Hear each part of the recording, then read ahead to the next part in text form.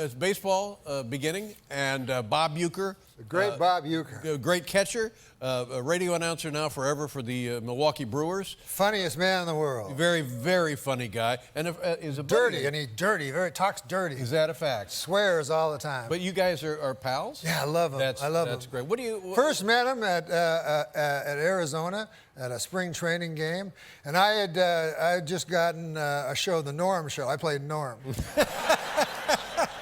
Everyone's talking about it. So Bob Uecker said, "Hey man, what are you doing now?" So I go, "Oh, I got a show in and Bob Uecker had already was on a successful stand-up show called Mr. Belvedere, which starred Christopher Hewitt, who studied at the Oxford Academy as Mr. Belvedere, the butler to Bob Uecker's character.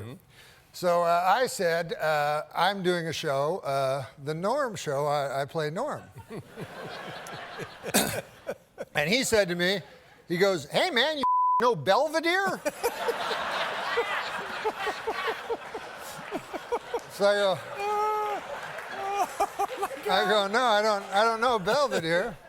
And he goes, "Oh man, great guy. He big fat guy, but still nice."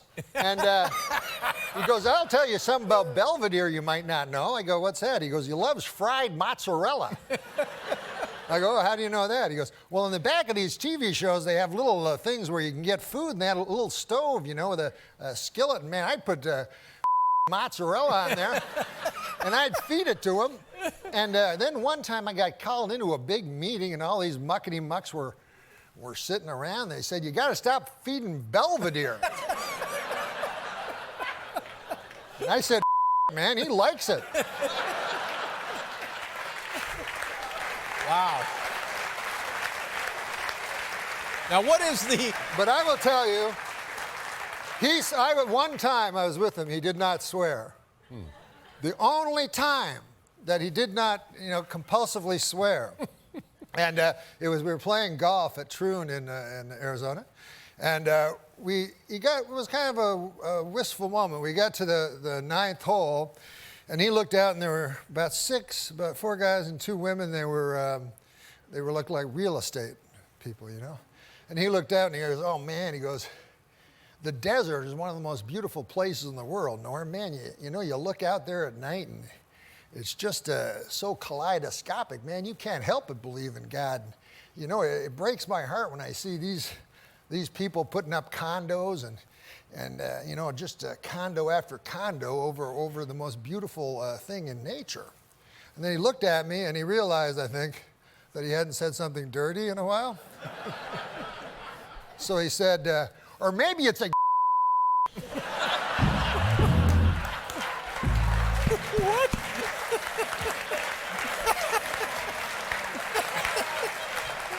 Yeah, that's right. That's what I was thinking. Hey. How you doing? Good, baby. How you doing?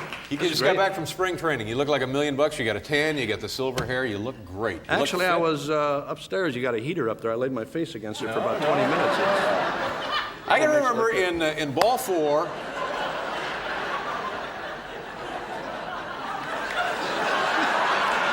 You're not having trouble with your shoes tonight, are you, Bob? No. I've had guys ask me to do that without shoes on. Managers. I can remember reading years and years ago, Jim Bouton's book, Ball 4. He said the key to making a big league club in spring training, always make sure you get a good tan. Because you look good, the manager will think you're in shape. Pretty much true. I can do the same thing with a couple of beers and do a handstand for 3 minutes right to your face, Spring training to me, Dave, was learning to get in and out of hotels after curfew, finding the guys that are going to let you in, fire escape, stuff like that, Sure. Baseball to me was always secondary. After the game was much more important than the game itself. But that's a good message for the kids looking in tonight. But I guess that if you ever get nostalgic about the game, it would be today, opening day. It must bring back a lot of memories. Yeah, for a guy like myself, who was one of the all-time greats, I guess, opening days are I can remember, I think my first opening day, they had told me we were playing a night game, and I found out we'd played that afternoon. I was a little, so I kind of got some bad info there. Yeah, I kind of missed that. And, opening day to me was going out to the bullpen early and stocking it with sandwiches and candy bars, because I knew that's where I was going to be the rest of the day and probably the rest of the year. You know, I mean, there's nothing. You played Major League Ball for 6 years. Did you come up through the minor league system? Yes, I did. I came up through the minor league system with the Braves. I was with the Braves twice, actually. They didn't believe how bad I was the first time, so they got me back. I was with Philadelphia Phillies, with the with the world champion St. Louis Cardinals in 1964. Yeah, that's pretty good. Well, you know, I think any player who's ever played on any kind of a championship team, I think the awarding of the rings is the culmination of a whole season. Absolutely. I can remember the following year standing there when they threw mine in the outfield, and I found it in the fifth inning. It was quite a thrill. That's cruel. Great, yeah. Now, how? I don't think I know your statistics. I don't know what kind of a hitter. I think I know what kind of hitter you were, but I don't know the stats. How was it possible for a guy who didn't have Hall of Fame credentials, as they say? How could you have stayed in the show, as they call it, for 6 years? Well, I think anybody who hits 340, 350 every year can stick around. I mean, for a guy like myself, I had a 200 lifetime batting average, which tied me with another sports great, Don Carter, one of our top bowlers. Well, that's not bad when you look at it in those terms, is it? I tried to stay around 200, maybe 2 or 3 RBIs every year. Where you're not going to take that big salary cut, you know. I've had a lot of big times in the big leagues. I can remember in 1964, bases loaded walk, forcing in the winning run. Good eye. Yeah. Good eye.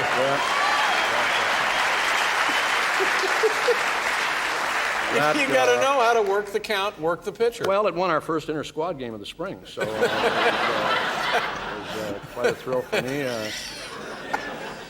Oh, my, but I would guess, okay, so you weren't an offensive powerhouse. Did you hit long balls? Did you have any home runs? If I wanted to. Couple of dingers? If I wanted to. Yeah. There were a couple of years when I got off to good starts, and I said to myself, geez, you know, what are you going to do later on? You better start pulling back a little bit. So I'd lay down.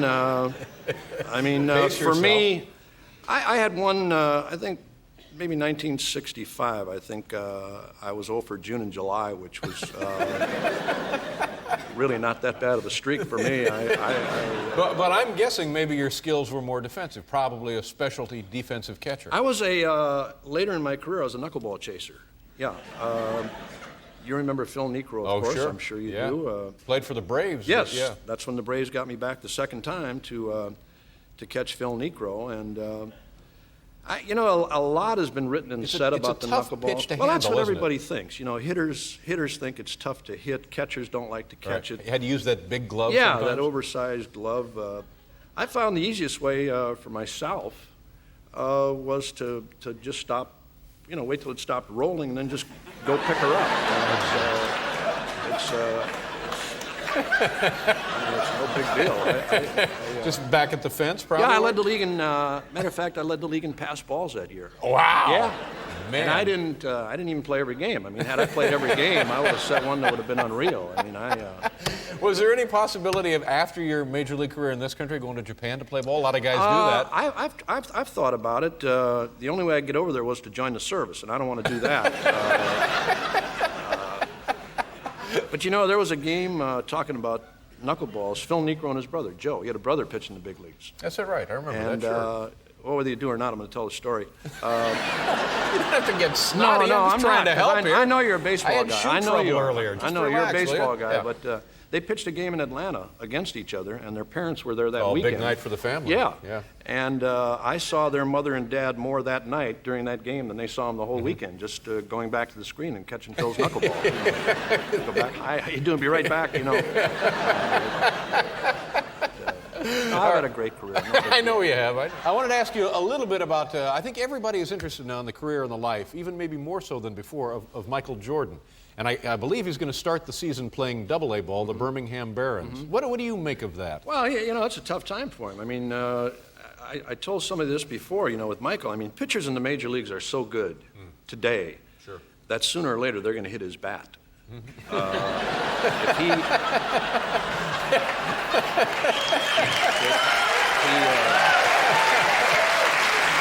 If he just, you keep swinging in a certain zone, they're going to hit your bat.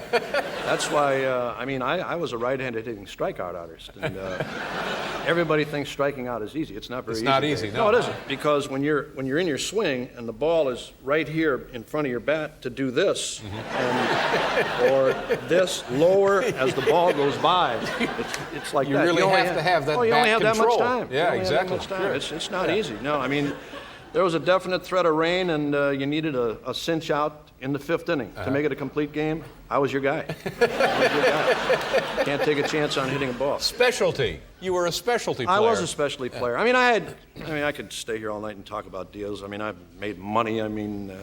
Contracts. I signed a contract with a good friend of mine, Frank Torrey. Used to be a player, if you remember Frank Torrey, with Rawlings Sporting Goods Company. They pay me a tremendous amount of money, never to be seen using their equipment.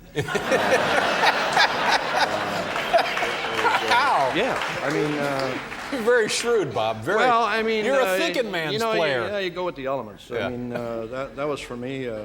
Like I say, I could go on and on and on about What records. what was life like when you played? This was back in the '60s mostly, was it? You mentioned 60s. '66 through '60s. Yeah.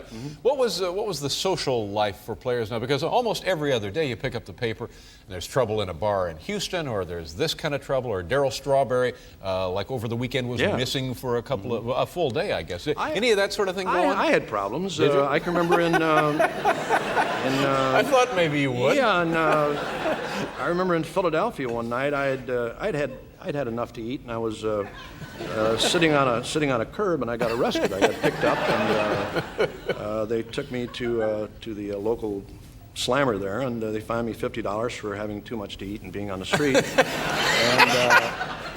Did they test you? No, $500 for being with the Phillies. So, So the film Major League 2, this is like it's the biggest grossing film of the season or something like that. It's a huge hit already. I haven't seen it. I haven't seen Major League 1 yet. Is that right? No, I haven't. And I haven't seen this one. I didn't go to the premiere. They had a separate premiere for me. It was quite a thing. I remember a cab picking me up and taking me to a theater. And I got out of the cab, and there must have been 8 or 10 guys with these huge flashlights. There must have been like 15 batteries in them, shine them up in the air. They didn't have those real big spotlights. But then they had a ceremony out there. They wanted me to, they got the sidewalk where you put your Oh, that's handprint. right, in front of Grauman's Yeah, Chinese Grauman's Theater. Chinese. Well, this Sure. is a Chinese laundry. They wanted me to do it out in the street.